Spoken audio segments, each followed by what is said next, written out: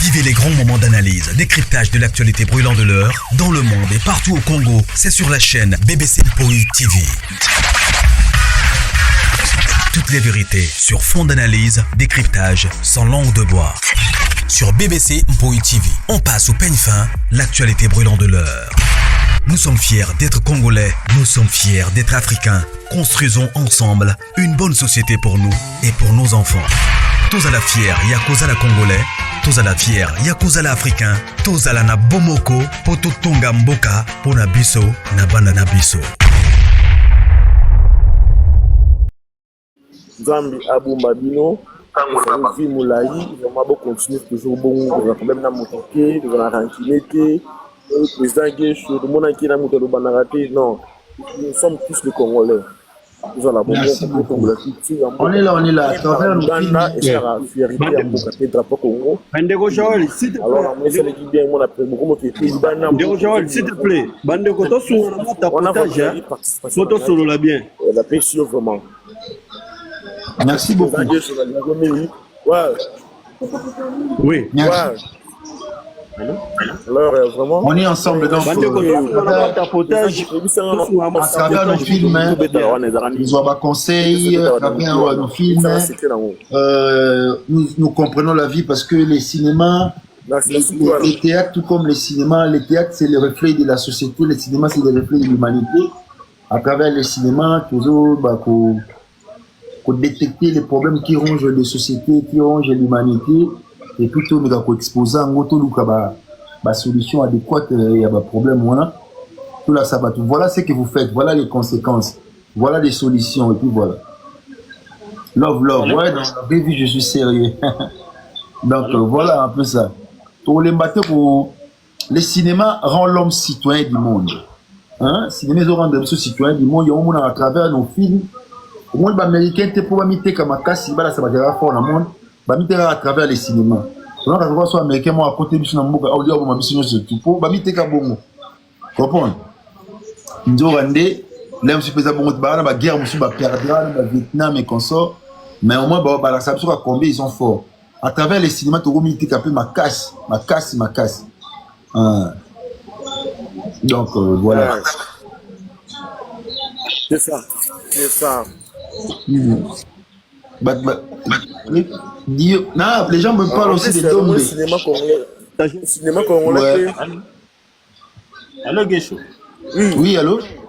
Oui, le cinéma congolais peut évoluer, président Guéchou. Jordel, je pense non ajouter ça. Ouais, le cinéma évolue, ma casse. Donc, tout le monde, le grand souci, c'est que nous allons toujours demander au gouvernement de prendre, ça s'améliore en malin, mais de prendre les choses à bras le corps, de vraiment considérer ce qui est la culture, parce que la justice élève une nation, mais c'est la culture qui vend une nation. À travers la culture, à travers la culture, c'est nous qui passons le message. La culture est un mode de vie d'une nation ou d'une société, mais l'expression vivante de la culture, c'est de l'art. C'est à travers de l'art, à travers la peinture, le théâtre, le cinéma, la musique, et qu'on sort tout ça. Donc,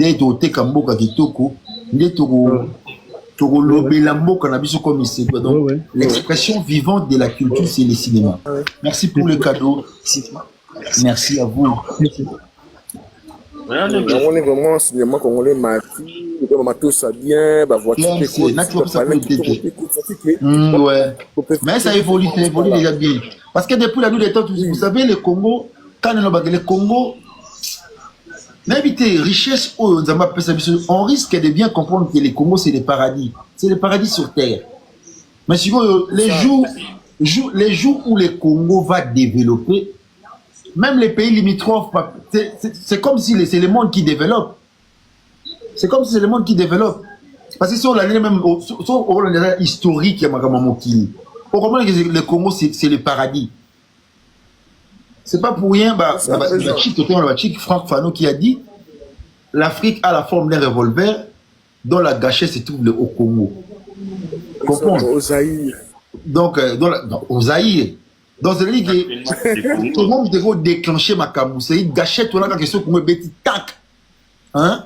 Et nous, on a fier aux Allemands, la lèvre aussi. Pourquoi? Parce que le Congo, l'Afrique a la forme de revolver dans la cachette se trouve au Congo, et le Congo a la colline inspirée. Est-ce que Balamba est intellectuel? Hein?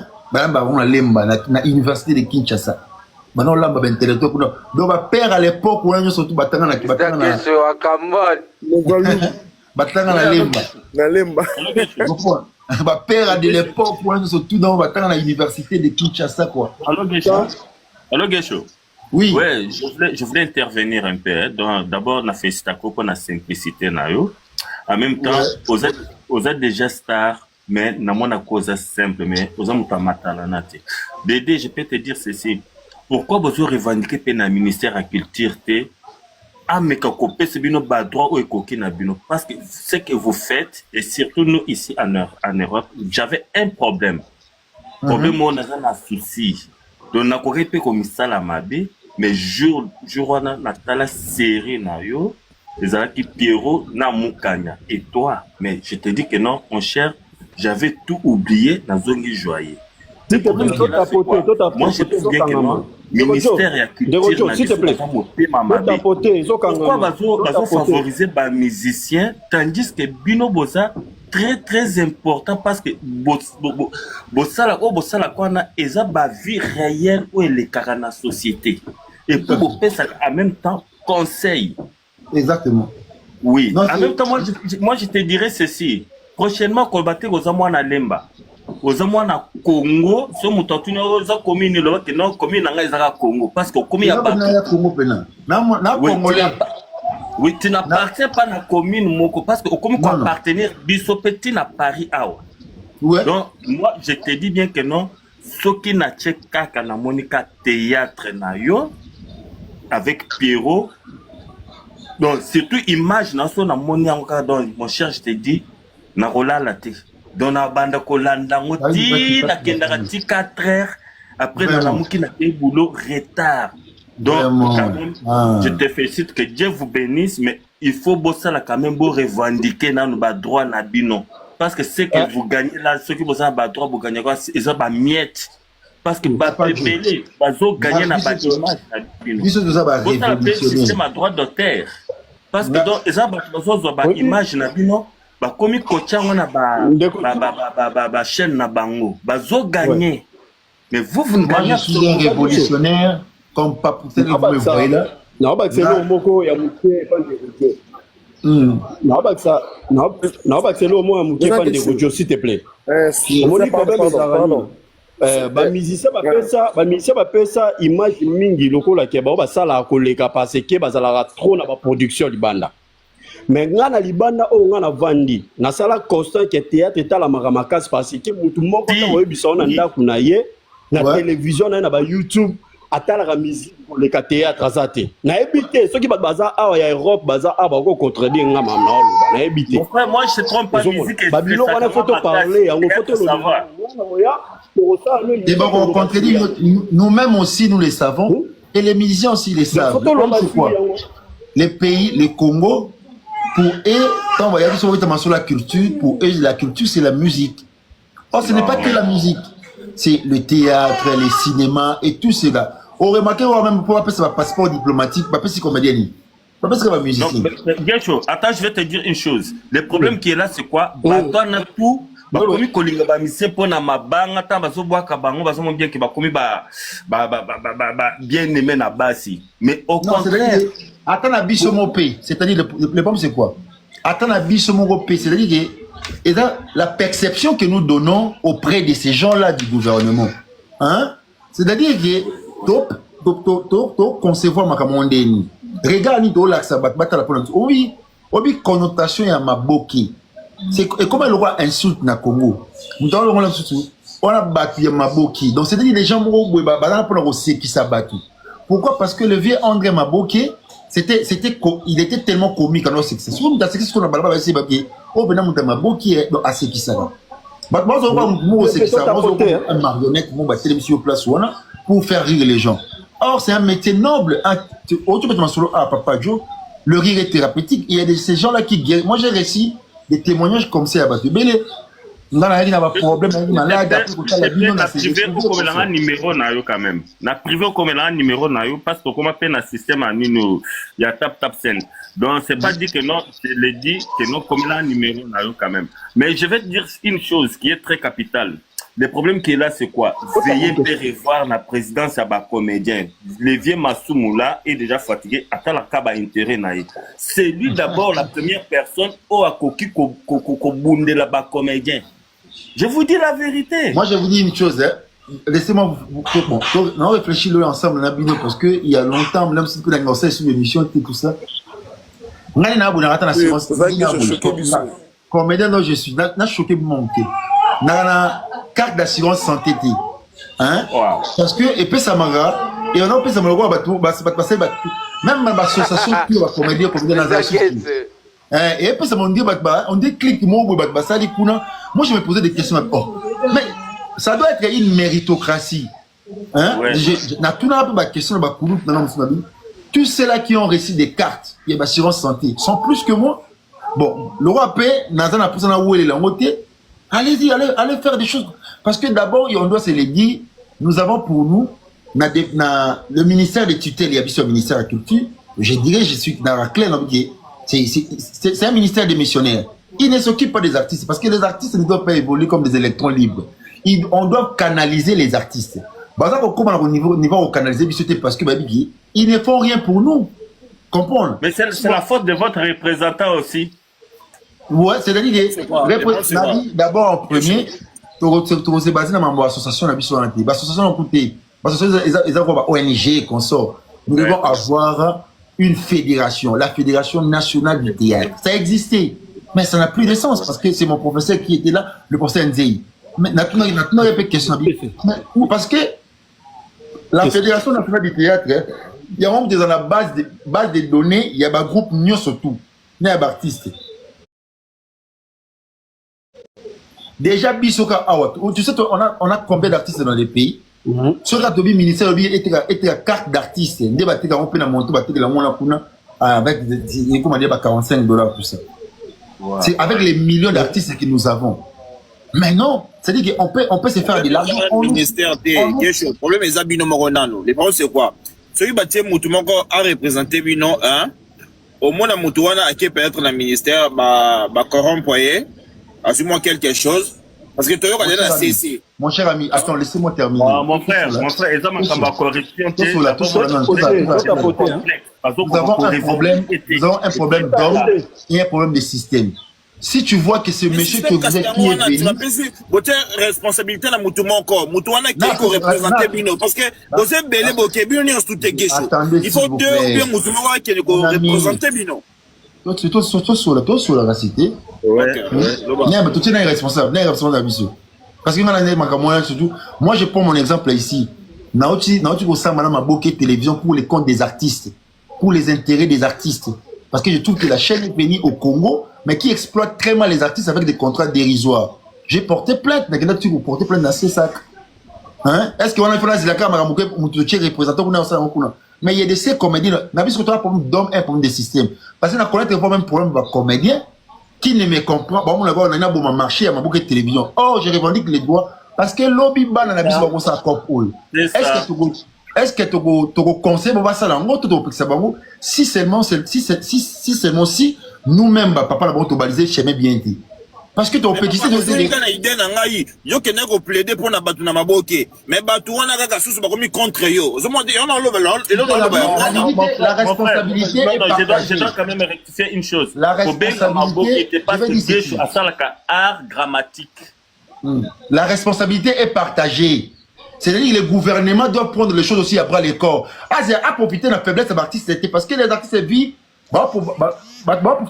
pour une vie de précarité. Nous devons aller leur relier un ventre affamé n'a point d'oreille. Nous devons proposer le qui a besoin parce qu'il y a un nzala. Ouais. Est-ce que tu comprends? A nzala. Si vous voulez garder s'il te plaît, toi tapoter. Bino so bochele ba garder fou, bo protéger, hein? Parce que ce n'est pas une mince affaire. Aujourd'hui, même dans la démarche auto qui ne kuna. Quand on a saqué Makambu, ce n'est pas peut-être un mystère Tous les raisons par Fali Poupa. Fali Poupa qui vient fraîchement des Bandal, des Founa. Aujourd'hui, il va faire le Stade de France. Hein? C'est une fierté pour nous dire que les mystère, on peut changer. Mais où est l'accompagnement peut-être dans le gouvernement après que Moutouana, parce qu'il a peut-être 20 ans de sa carrière. Oh, il y a carrière solo naïf. Oh, mieux ça, tu sais comment il a trimé, combien il a souffert pour accommoder place au côté Kuna. C'était où le place du gouvernement? Les gouvernements doivent s'impliquer à fond. La responsabilité est partagée. Pourquoi? Parce que ça, c'est un changement de mentalité. Hein? Bon, on va changer la population mentalité. Là, on s'attaque au problème d'homme. Tout changer mentalité. Mais les problèmes des systèmes, où ils ont place, où ils vendent place, parce que le gouvernement n'a pas de responsabilité. Oh, là, comment on va détourner ça, les mains? Hein? Si on a une population, est-ce qu'il y a un budget alloué pour les artistes? Pour les artistes,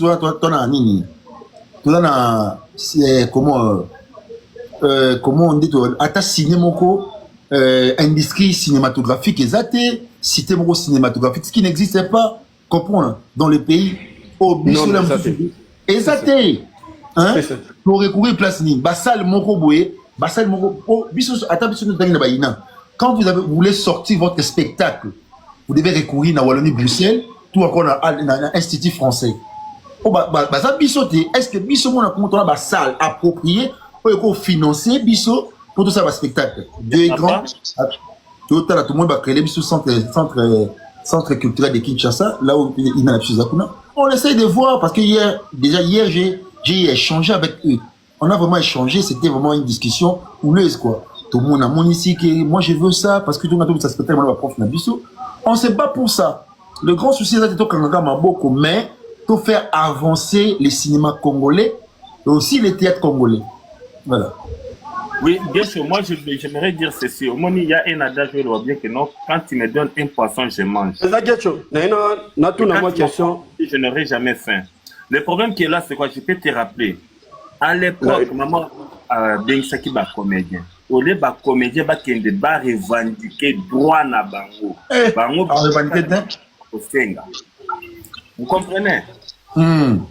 Maintenant, il y a ceux qui ont créé la militaire. On est ça la moitié pas un musicien. Et comme que non, pourquoi le biboy? Or que et le ko tu ko sala wana, tu ko samba et ça pour un intérêt commun. Moi, le président Christian Bossemema dit tu es combattu par tes comédiens parce que avant qu'il y ait un marché, moi c'est pour eux que je fais ça. Il y a peu qui ont compris. Voilà. Même ici en Europe, l'ennemi des Congolais, ennemi à Congolais, c'est Congolais Yemoko. Ouais. Je ne te trompe pas. Aujourd'hui, ceux qui ont la moi démarche dans le Congolais, c'est méfier. Papa Joe. Congolais, ceux qui ont eu COP, à préférer à coopérer dans étrangers, guinéens, camerounais, à Fongolier. Ouais. Tu comprends? L'ennemi il y a Congolais et ça Congolais Yemoko parce que et le conseil on est pour avantage na bino nyoso mais bango va comme combattre yo na sima. C'est pas bien. Et c'est regrettable tout ça. Au moins la biso c'est pas dans la polémique inutile on va dire. Pas trop content. Les artistes, il n'y a pas les salaires, il n'existe pas les salaires d'un artiste. Hein? La loi sur les métiers d'artiste existe. Tapoter les choses, tapoter. Donc on a le grand souci. Là, il fait au Kangama. Tapoter. S'il te plaît, pas sur la bientôt tapoter. Pour faire avancer ma femme. Ouais. Et là, Moussous n'a rien à ajouter. Au moins, Bazoboma, Boulot, Bozo. Zigora, Zigora,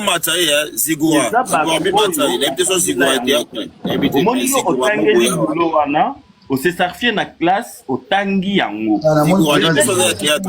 a outil dans les agents à besoin que ça la succès donc proposer même 20 € à quel tournage à quoi revendiquer parce que vous méritez quand même que non il faut pas payer ces bino valeur il faut qu'on vous paye à la valeur na bino.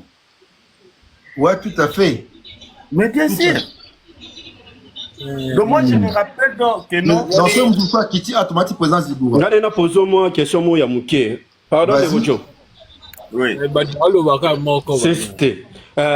Président Gesho, on a tout dans moi question mo ya muke. Vas-y. Effort nini o peut-être bino moko avant to kendela. Allô? Ola nanga yi. Oui. Ozo kanga? Non là. Président Gesho na tiki bino don na ozeka numéro na ya privé. Oui, président Gesho, question Bon, je peux commettre un message en privé. Merci. Comme ça, on l'a dit là. Ouais, non, question Combien en privé? Le bail osé. Ok, merci beaucoup, très gentil. Donc, c'est rare, comment Moko, un star, mais simple. Félicitations. Merci beaucoup, merci beaucoup. Je vous en prie. Ok. On est ensemble. Ouais, osé. Ok. Président Gesho. Oui. Bonsoir, président. Mutuna nanga ezali boye. Bien sûr, karabino moko na bino moko bokendara o koto azobunda pour l'intérêt de tout le monde. Mais au koto azo kende ko combattre intérêt ya tout le monde pas on a bénéfice nae. Ça veut dire effort nini oyo bien sûr oyo ba bunda pona ba intérêt ya batu nyonso tout ba okiko zala musu minimum. Peut-être olam su ba bunda pona intérêt ya bato yo bazana posa intérêt za kaka ya bango mo ba intérêt mo to benga ba intérêt égoïste. Na ebité effort nini oyo bino bosalaka bino bato bozo bunda est-ce que bo pexara kaka ou bien bo trouver na bino que non to bundi quand même bazo combattre biso to ki po perdre ba vie na biso te ba ya oche la biso ba poison peut-être bo to tika na biso mais pendant que bozo raisonner bo tika bino fo bo bunda po lobi boko mana mbongo c'est que nzela ka ya osala ezaka nzela ko bunda ka ministère ayeba république reconnaître république o ka ba doléance na bino esa la bino o bino bolingi na ebité est-ce que bo continuer à effort wana ou bien bo tika na bino mutu na mutu abendani ka na ko na sala ka makam na ye tina suka to tika ndeni to continuer ka to ebo nga bani mamongo lelo te je le fais il y a longtemps. Il y a des ceux-là qui ont compris, c'est ça, il y a des mobiles qui vont comprendre, Jérémy qui sont avec moi aussi. On avait échangé beaucoup aussi avec le président Christian Bossembe. Hein? Donc, j'avais, normalement, pour nous avoir rendez-vous, mon gros, dans le ministère de la Culture, donc, les conseillers ministres, M. Jeffros Abenana, on a lancé la démarche, parce que nous avons plainte collective les artistes surtout pour tout ça. On ne se fatigue pas parce que moi il aime aujourd'hui toujours exemple maman Denise a payé sur ma carte bien que moi je n'ai pas ça mais maman Denise il y a des années dame comme individu mais la charge revient au gouvernement, ce n'est pas à elle donc on y a perception à compte goutte. Mais tout le monde surtout parce que il faut des artistes assurance santé, assurance décès, il faut comprendre. C'est quelque chose qu'on ne doit pas quémander, mais c'est quelque chose où nous devons mériter en gros. État artiste pour la fierté de notre pays. On se bat toujours, on ne doit pas lâcher l'affaire. On va comprendre. Avec les temps, moi je suis parmi cette minorité qui cherche à renverser la tendance. Même si je suis minoritaire, je me bats pour ça, pour renverser la tendance. Donc voilà. Merci. Président Zigoura, bonsoir. Bonsoir. Merci. Merci, président Gesho. Mais, Tinda Batbata Potara Poto Solara bien, à part on a talé un message, n'a c'est Potangara et ça la bien posé. Je sais. Après, merci de bonnes choses, de bonnes soirées. Dès qu'il y a encore Magishasa, Tobengana. Bonsoir à tous. Bonsoir à tous. Merci. Mon message est que Belé a excusez-moi tout le temps quand message a battu dimi pour et ça la paix battu bien. J'ai on a vu Francis Ezabongo papa Nazo les la bambatana yo fort. Merci LB Franck merveille la merveille. Je t'aime beaucoup depuis la Brazzaville. Je te salue. Merci pour les cadeaux Johanna Rocambo nous t'aimons depuis Chypre. Bana Chypre. Nana ba base nana kuna Joël Tika batu misusu bakota merci à vous merci Karine Kapinga Père Boni merci je te salue arrête de donner aux gens des coups de tête je vais arrêter vous allez gagner un projet bino on a plusieurs projets donc je vous expliquerai à la longue projet dans un projet culturel projet sur l'unité culturelle congolaise. Et il y a tellement de projets, mais c'est quelque chose de consolidé comme esprit de comédien pour tout faire avancer ma cam. Ouais. Bonsoir, tonton Rocambole, bon week-end, merci à toi. LB Franck, moi, Zabo ta maman, Mbalubamba Tati, Puna. Merci à vous, merci. Yonandombe Kitoko Makasi, Ndombe Kokilich du moment, ouais. Bonsoir, président, c'est un petit Tony. Oumela mon vieux, salut Tony. Bonsoir, ton vieux chaud de nous, l'homme des chocs, je peux choquer tout. Bonsoir à nous. Président Zigoua. Axel Fazali Awa. Bonsoir, Boni. Kitoko Ndeko Bonio.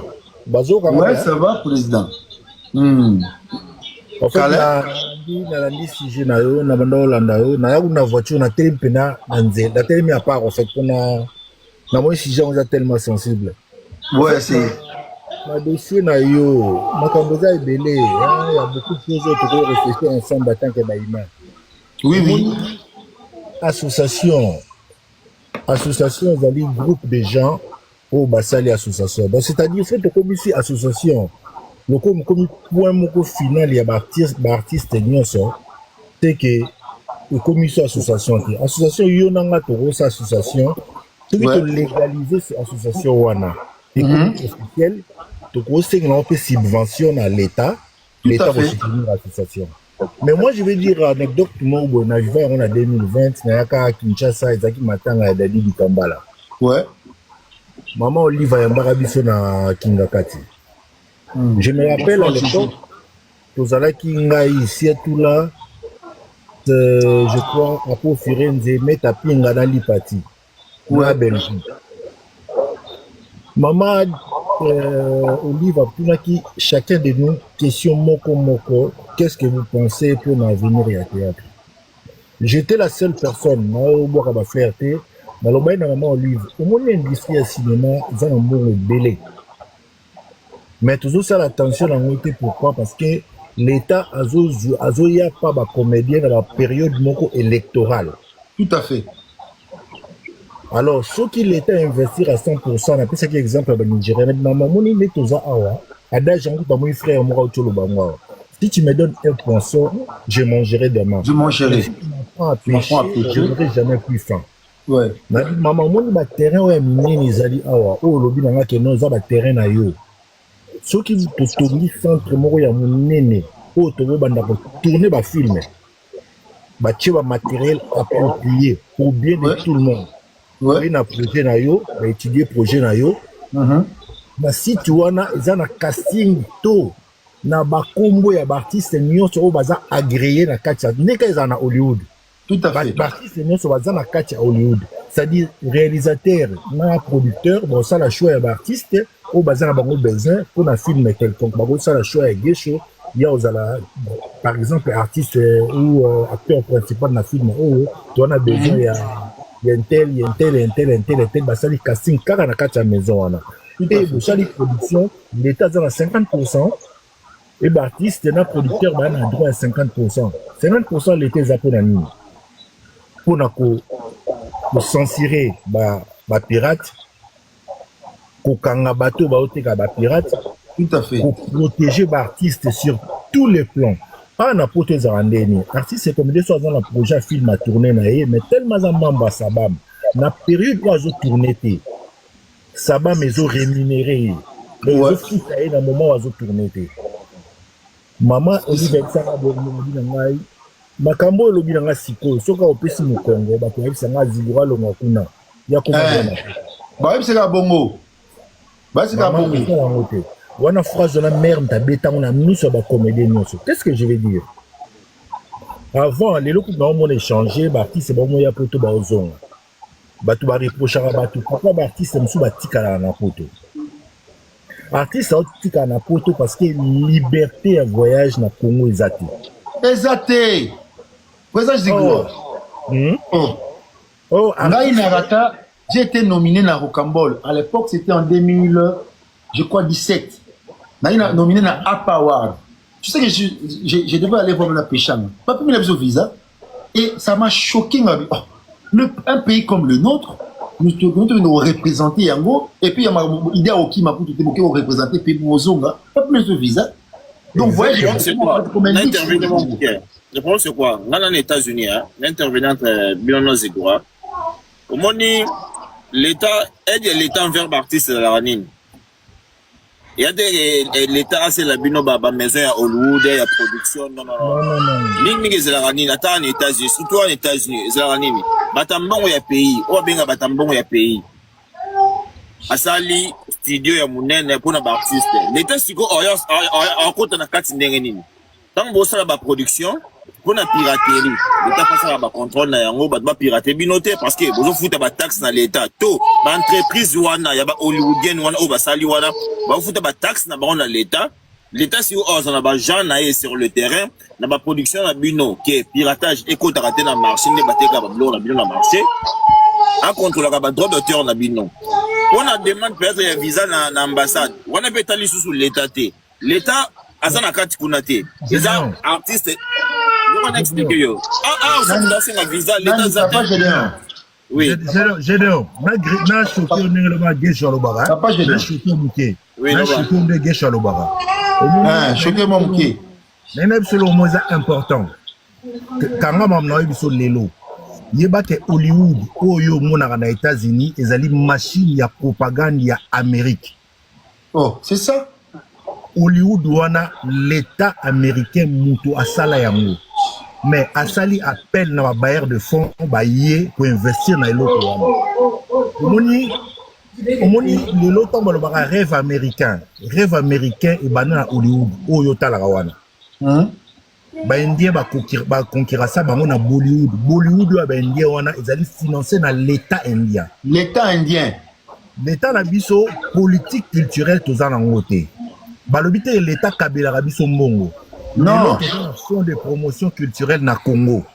Mbongo wana o l'État récoltera na babar na ba événement surtout ils na caisse à l'État na ministère de la culture. Tout les loges choisir na projet on a fait la soutenir dans fonds de promotion culturelle. Il a projet dans Ekoti wana Ekovana on a attendu 3 ans. Il y a une histoire historique donc c'est exemple mot simple spawn.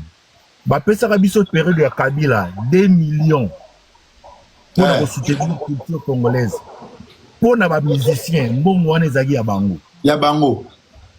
Vous savez que ba comédien baza ba plasticien bazali pour la bango eza bango. Ba plasticien, ba peintre bazali tout. OK, ba artiste tous belé. Parce que bazali voilà.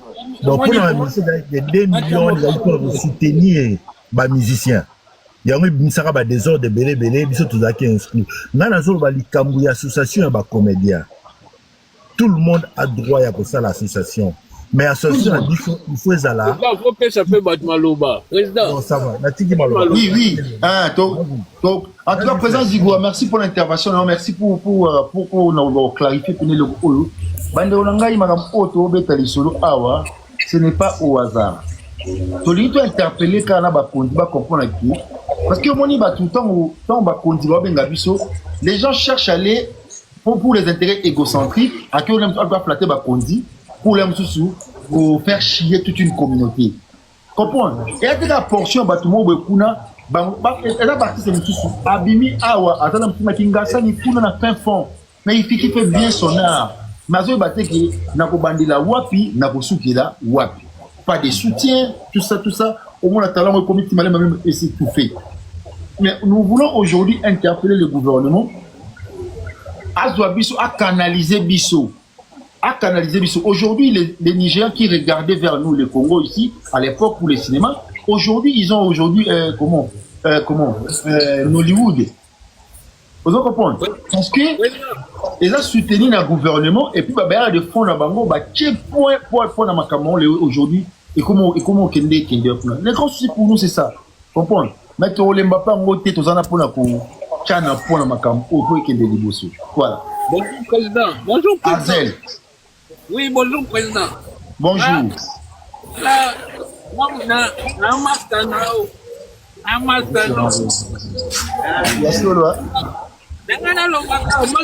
Canada. Masana Canada na pesi mboki.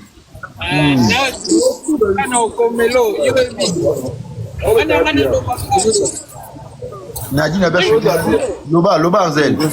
Il est beau. Il est Dieu.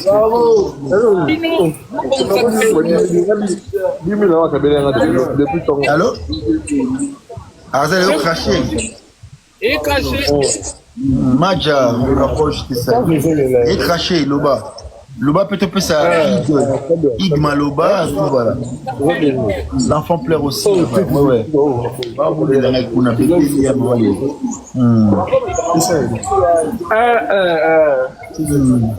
Très bien. Iguette, bonsoir. Ig, bonsoir plutôt. Ig. Bonsoir, Boni. Donnez-moi quelques minutes, pour que ça ait 2 minutes. 2 minutes, s'il vous plaît. 2 minutes.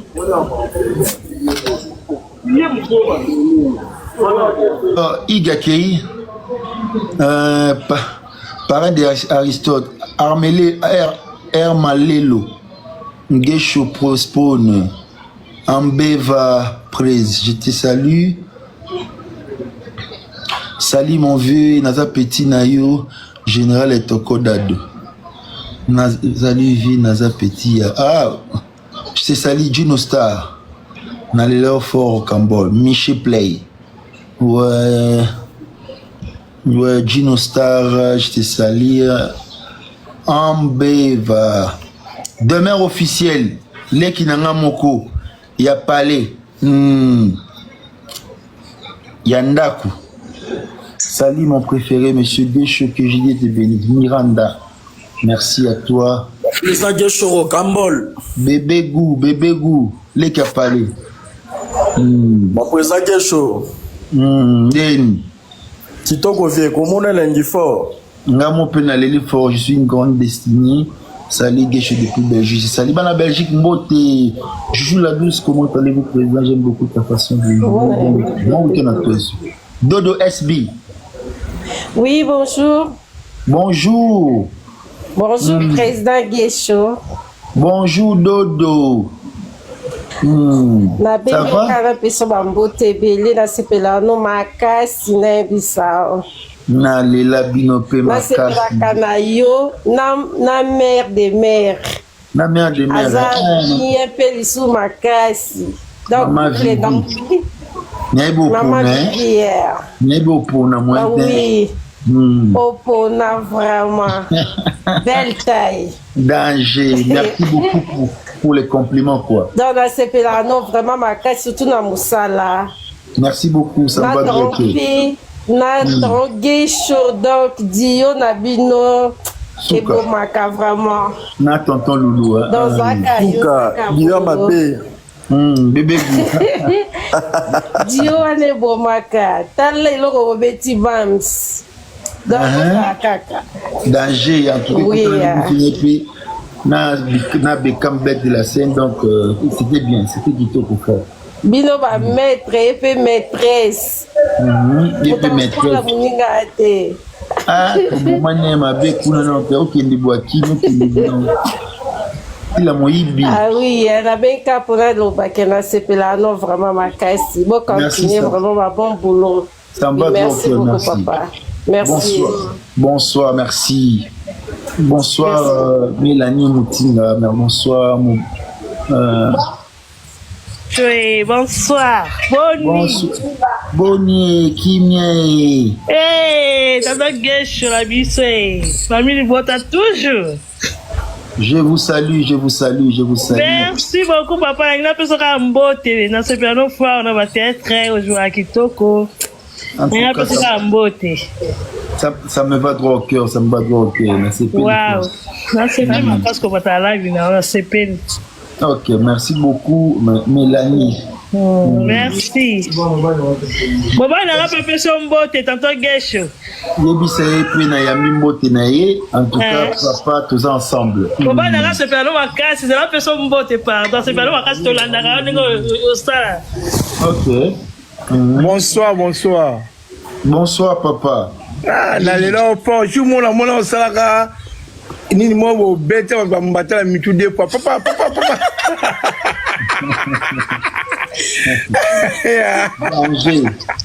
Danger, frère, Naléli. Ah, salaka de lela opo. Bonsoir, Kitoko.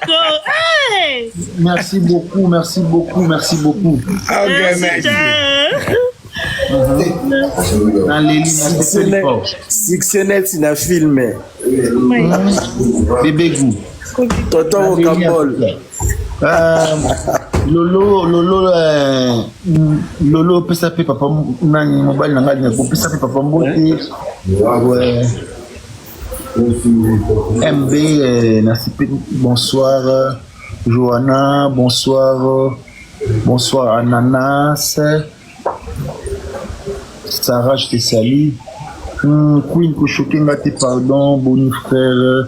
Angéline, Camilo. Bonsoir Dorcas. Bébé Go, Zaka Kamotu. Grâce. Babou Zaka Kamotu, bébé. Nasali nini susu nzambe. Bata o papa Juillet Azo qui pardon badi. Moi wapi. Mais on est ensemble.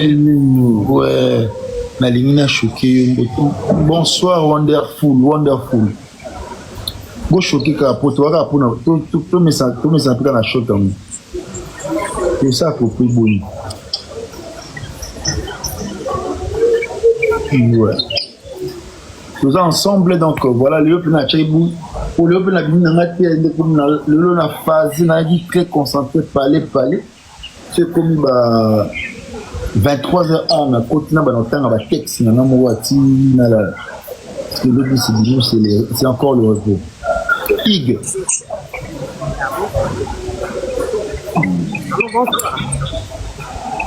Bonsoir.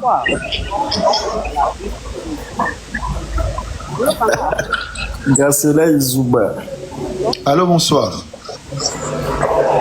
Bonsoir, papa Guéchopone. Sandra. Boni. Bonsoir, père. Vraiment, il y a une félicitations à Makambo, surtout dans le théâtre à Sila Mikolo, de beaucoup à la base. Dieu, on a Pierrot Dombasi. Laisse tomber, père. Moi, meilleur. Merci beaucoup. Moi, meilleur. Vraiment, vous mettez la père. Mère, bah, gros bisous, bébé, Nafisa. Vraiment, Boba, tu l'as bien. Vraiment, longue vie, de bonnes choses, père. Merci. Ouais, merci, de bonnes choses. Vraiment, bisous, merci. bisous. Bisous. Maïk.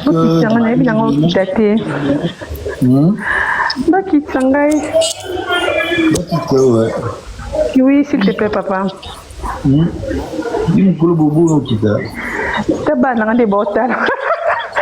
dis-moi que nous sommes en plein live. Bah, c'est caca. Bonsoir, tonton. Oui, dis bonsoir. Bonsoir. Bonsoir, merci, ça oui, va? C'est vraiment guécho. Oui, moi, ça finit, c'est vraiment guécho. C'est lui. Oui, ça va.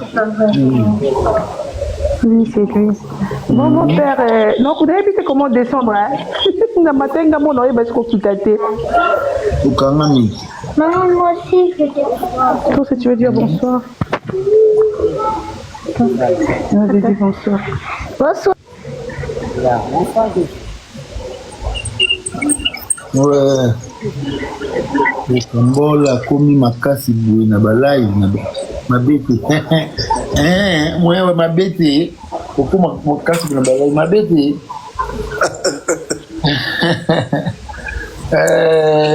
Maman tika balala. Ouais, artiste na biso ambeba.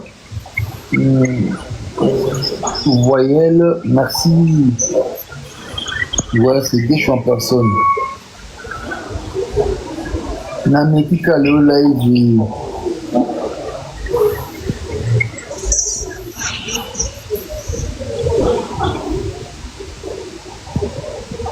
Ouais. Bonsoir. Bonsoir, Jésus la douce. Bonsoir, président Gros Cambol. Ouais. Je salue depuis Pont Noir, hein. Nama ya Mungwa. Ponton la Belle. Ah, Ponton la Pointe Noire, Nama ya Mungwa. Nama ya Mungwa. Nama ya Mungwa, c'est marqué, et puis ça marqué, Robo. Parce que la maman casse, il y a un joueur. Il y a un tonton pied. Tonton il passe sur scène, en tout cas, Vraiment. Là, on a mon accord, on a comme un président qui est sur moi, on a eu yébié. Là, il y a yébié dans mon accord, il y a tonton P. Vraiment. Na sepela kama kasi penza. Na sepeli. Tout me gana ko échanger na live et ça moi bien na mon surtout donc ça fait du bien. Bonsoir. Bonsoir. Bonsoir Mike. oyebi ke nga na fanatique no bon nalobi te ke bato nyonso baza na life ke balingako par rapport nga siko naleki bango nalingako koleka bango to naleki bango vraiment naleki bango ata oto baomata naleki bango nalela yo mabe. Je suis fan de mes fans. Nalela Bino tellement trop. Nalela Bino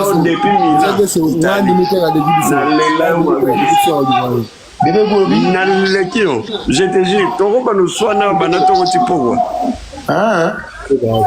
Nga soki na moni Bellevue, sek na nga Bellevue soka che théâtre yo zate na tala te. Oh, c'est trop fort. Soka ate bande d'annonce ya théâtre moko ke yo zate na tala te. Na leli.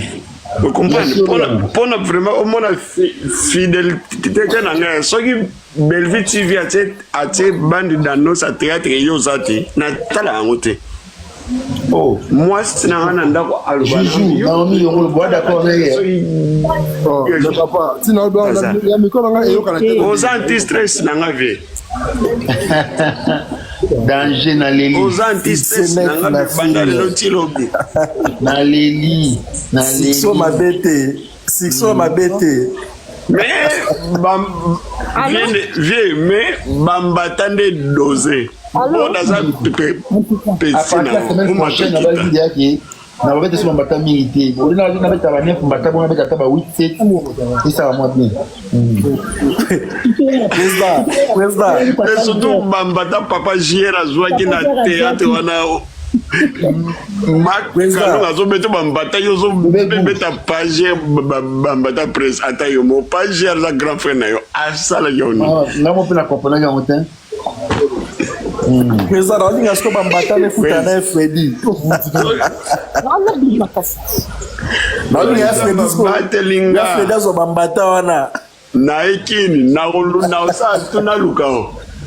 Pas de souci, on est là. Tout ça, on donc, na sepeli vraiment ndenge na match. Oyebi ke lelo nde na bo même soki na kufi lelo siko ke mon ami repose un peu poigné na solo linkayo. Non, c'est trop fort. Kitoko. Plaisir à trop. Ouais, plaisir. Donc, na fanatique non numéro 1. Na legi bango tout. Ça va bien. Mais ça ce mec na biso mbote na bana o ça va vraiment bien. Merci beaucoup. Président Bambata na sko joue écoute na Freddy Mbaliosombo mabete. Ah, il y a un peu de temps pour notre faire. Pour y aller Bambata. L'homme de Dieu, servi de Kajam. Artiste. Aléli. Naléli. Léim. C'était au moins Abino. Nous sommes bénis, hein. Nous sommes bénis ce soir. C'est tellement pas. On va continuer au bon babino à Pambola vraiment le beau tamon. Amen. Pambola le beau tamon. Yeni ni Kimi ali nangolu. Nzamba obati la biso tozali. Na sepeli vraiment. Na mateka na peso mbote na okoma na se obetinga kara na bibo. L'homme de Dieu. L'homme a causé avec le Seigneur sans intermédiaire. Il ne passe pas par Moïse ni Jacob, ni par Dieu. Artiste, star Nangaï, na sepeli. Na sepeli, l'homme de Dieu. Merci beaucoup.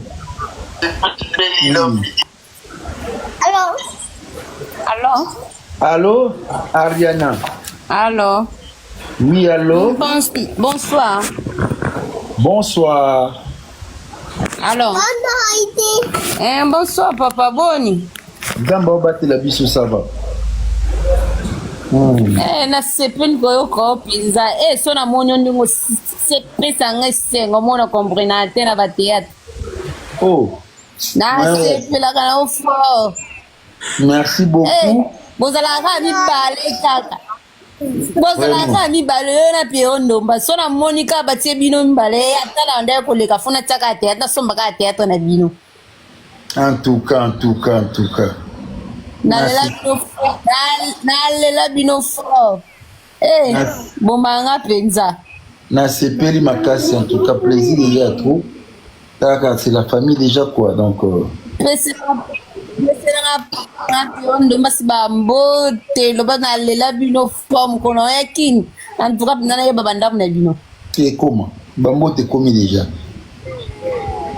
Bonsoir. Bonsoir. Bonsoir artiste Nangamoko ya Sir. Bonsoir Mona. Ratakate. So na piron de mas boze ratakate. Naninga subo jouer na. Bonsoir Mams. Bonsoir papa. Ya kutinga bala welo. Je suis na mutakala salite nanyo. Non, il va se jouer si les guides. Il faut que l'artiste la rappelle les Kembi. On fait un mot sans te connaître ta salité. Yo mon akiam. Voilà personnage qui t'a joué qui était à lobby car. Et le quoi le moment. Na seka la musala na cadre na biso ba comprendre non seka nini. Ye parle pas moi ni mtakana ngaza salité yo moya ke o eza salité ye bisa mbala ni mtakana salité vraiment na rocambole wala ni escapé na kufa kala rocambole non en tout cas dans ma vie là la bino fort je suis trop fan de mes fans quoi na lela ba fan ye baka ngope na bata sir donc koyano vraiment na souhaite apena yona Pierrot pendako bobetelo mo ya makasi déjà bobeta ya makasi o ba Paris ba nini mo ya bino moko en tout cas on serait là to planifions déjà dans pas longtemps ata bosala na bino promo c'est bino mo promo donc ata ko to bosala na bino ngo ata un mois en avance donc boyeba ke solo là et ça bien dans les bons bon équipe à makasi Real Madrid na Barça et Simba dans les bons na kiti na ngai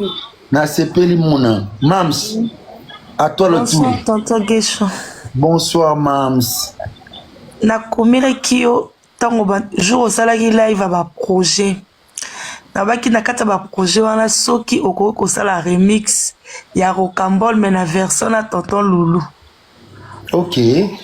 Moi ba sketch karaté ya ba 20 minutes 15 minutes mais na tonton Loulou jour osala live tunaka ba projet bilo nini bwana posa to sala mais depuis wana ozongela sous ba live en te na sara de live donc na sara live rare mais le lot du fait que peu na été parce que le lot donc j'avais une semaine plutôt très chargée.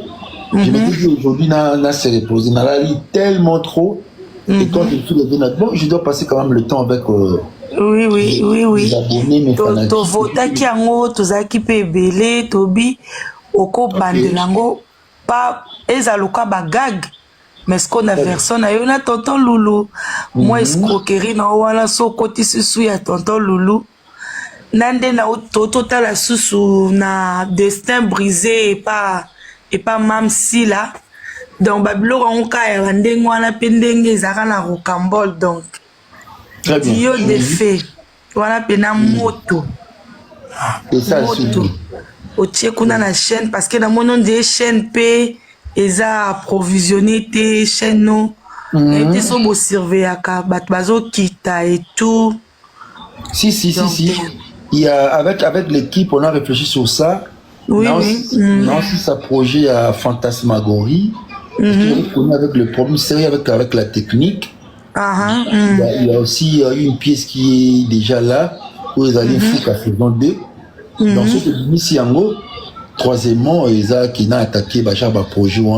Oui. Ngapena comprendre qui peut-être parce que chaîne sobo au beti tour au monde ata batu bazoko se désabonner parce que eza na provision en fait bon wakata mwelo mo bwe bablo no improvisera wana nde yango e permettre bat ba liker bat ba s'abonner et tout mais quand il y a rien au monde que et ils ont ça la moi hein net biso ba fan no to net ngala landela vraiment landra nyonso mais je sais zamba sunga kaka ba projet na Lolita pe Lolita et qui est bien donc sinon bon courage à toi, merci beaucoup de force donc musala na okaka merci beaucoup, merci Mams. Oui. Bonsoir Sifa Salmo. Sifa Salmo kenda bof tanga ka ba message sala ka bien. Ton beau frère ingénieur Christian Gamba Masuka depuis monde. Ingénieur Christian Masuka. Bonsoir Fanny. Bonsoir tout le monde message baninga moi dimi. Bonsoir tonton Guichon. Ouais, bonsoir Patoulousa, Nachoki Bino Papa Miel. Je vous salue. Nalingaki au tourner na Mimika Bongo. On va tourner. Déjà là mon appelé star nanga bonsoir na lelo fort ata matu na yo ata banda ko tourner na yo. Non pas de souci Nathan. On va planifier. Bonsoir. Mon vieux Rocambole. Abdoulaye, bonsoir Fanny. Bonsoir. Bonsoir Alodi. Bon, toi qui Fanny, après tu dis Abdoulaye. Nous t'aimons aussi, tonton Loulou, bisous. Zambo bate la biso muki nangolo. Kiang, bonsoir. Boni beyo kuna. Boni makambo. Toza bien na bino. Zamba zo batela na bino pe. Zambo batela ça va. Na sepela na yo mingi osala ojouera bien makasi. Donc dio na ona pirondo mbasi donc esala ranga bien moko na biso ne de façon na sekaka donc boza ba anti stress na biso. Donc dio na bino le kamakasi mingi na pirondo mbasi. Ojouera tellement bien vraiment naza fan na bino vraiment. C'est bien na bino makasi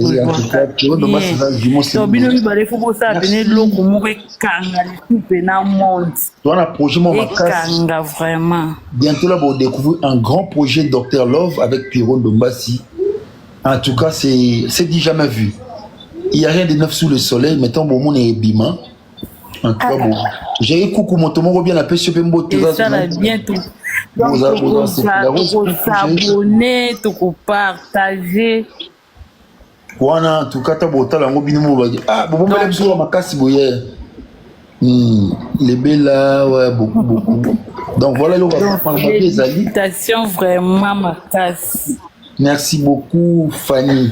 Oui, bipé musala na bino vraiment donc félicitations vraiment. Bien sûr ouais. Grâce la tigresse au matin. En tout cas,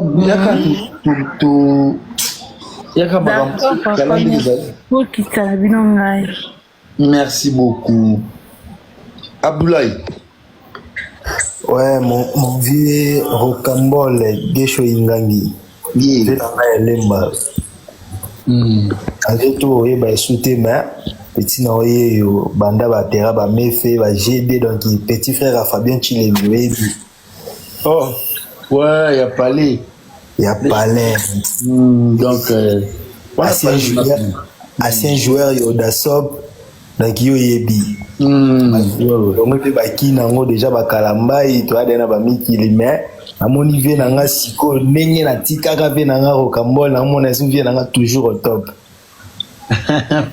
Des gars, il y a Palais dans Yoyebi. ngana ebede ke makambo ezala boye po des graves visions ezaki na ba vitesse age ezaki dana ba mabele na ebede ke vina ngaza da au top bato ba ebite mais ngana ya parler vie ngana ebiso kaka ba félicitations ebele ba courage ngana yebi yo makasi na yebi yo vraiment makasi na yebi intelligence na yo na yebi pe capacité na niveau na yo na lo bano ka etaki petit frère ya parler vie zara na boulot na yo concentré na boulot na yo éviter ka mo ba problème ba makambo ebele yo yebika ba monde ngo nde komi na ba vitesse ba makambo ngo yo amona lemba tongo biso bana lemba mingi nde mutu donc na mona pe mutu na opena yo sala de concentré ka ba baisse na yo ba boulot na yo et puis ba makambo na yo surtout cop na yo ndenge bobeta ngo na tonton Lulu yango nde pesi makambo pona minute oyo bolongoli biso image ya ba vieux dadi bolongoli biso image ya ba vieux faille donc bolongoli biso image ya ba vieux beli na penza na plus sur soma ba courage ebele vie na ngana ebike to mona na tout soko timikili ngana localiser yo to mona na to zala na kalamini to zaza suwa to mona na kalamini kana c'est bon vraiment bien la caille donc on a petit no parler vie na ngai di mona parler mona ndako